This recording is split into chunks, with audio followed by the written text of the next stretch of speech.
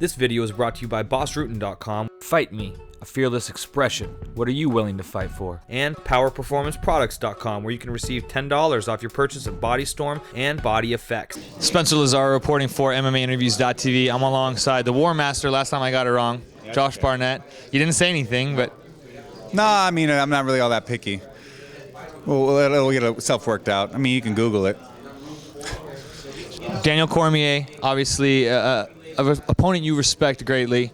How is that for you? Something you've been in before, respecting your opponents, though, I guess, and he's the same way, competing at a high level in wrestling.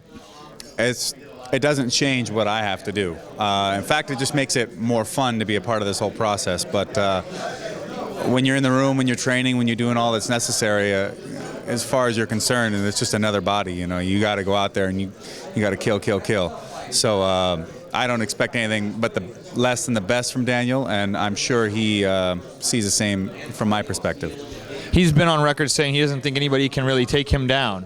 What do you think about that, and do you think you're the guy to do it? Well, my name is Josh and not anybody, and I have confidence that I can put him on his back. Do you ever feel that you are undervalued as a heavyweight in the world by the fans, media, and whatnot?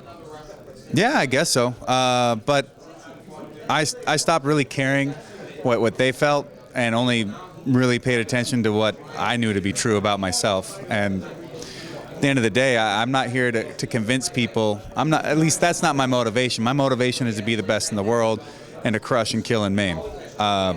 You keep doing that, and they can say what they want, but the results will speak for themselves. What do you think about Chael Sonnen's antics? You're obviously a guy who loves pro wrestling. I dig it. I think it's interesting and important to have somebody that has a bit of flair to him, even if that flair happens to be Ric Flair. We need heels. We need heroes. The world is made up of personalities. People want to see personalities. They don't want the same product just repackaged in a different box. They want something different, and not everybody's going to enjoy what you do. Some people will love it, but either way, having those options, having it have more than one flavor, I think it's part of what will make this sport grow. Do you have any preference of you being the villain or the good guy? I don't really care. I've been both, and honestly, being a villain's a lot of fun, and sometimes I think it rings a little more true to my nature than otherwise, but I'm just going to be myself, and however that turns out, I'm okay with it. Do you like fighting, the fact that you're fighting California? I do. It's going to be great, and much easier to get all my friends and family out there. It's good to be fighting in Cali. It'd be great also at some point to fight in Seattle. And obviously, moving forward, the UFC is something that looms large for the winner of this fight. Are you excited about the possibility of getting in there against those guys and possibly getting another belt? And also talk about the legacy of what it would mean to win, in the history books of winning this tournament. Nope. I got an Olympian in front of me that wants to show that he's the best heavyweight out there, and he wants to walk away with that Grand Prix belt, and that's something that I just can't allow to have happen.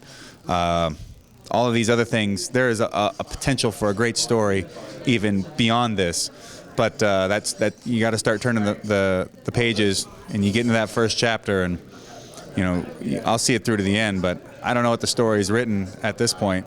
So, but the history of what it would mean to win this thing. I mean, who knows as the sport grows how much we're going to see these tournaments again. Going out there, winning the Strikeforce Grand Prix, let's say back in the UFC, walking down the ring with a belt I won in 2002 and the Strikeforce Grand Prix belt, grabbing another belt, it would be pretty impressive, and it would be another King of Pancrase that's a UFC champion. There's a lot that could... a lot of different paths and strings that could all come together, but it all starts with winning. If you were Dana White, who would you think would be the guy, let's say Alistair is not licensed, to go in and fight Junior Dos Santos?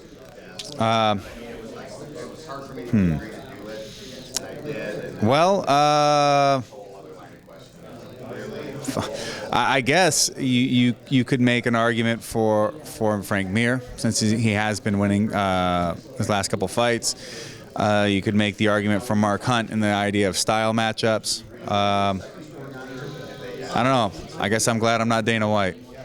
What do you think about this weekend's main event, what we're going to see tomorrow? Sweet. Whoever suplexes the other guy is the guy I'll root for. Saw you say that on Twitter. Yeah, you know what? I do love the sport, and I do watch quite a few fights. But I'll be honest, I'm not really that deeply entrenched in it being a major factor of my entertainment outside of the ring. I love being in the room. I love training. I love fighting. I love learning how to mess people up. But other than that, I'd probably rather be watching an episode of Squidbillies. There you go. Squidbillies it is. I'm Spencer Lazar. This man, Josh Warmaster Barnett. March 19th, San Jose, California, Strikeforce.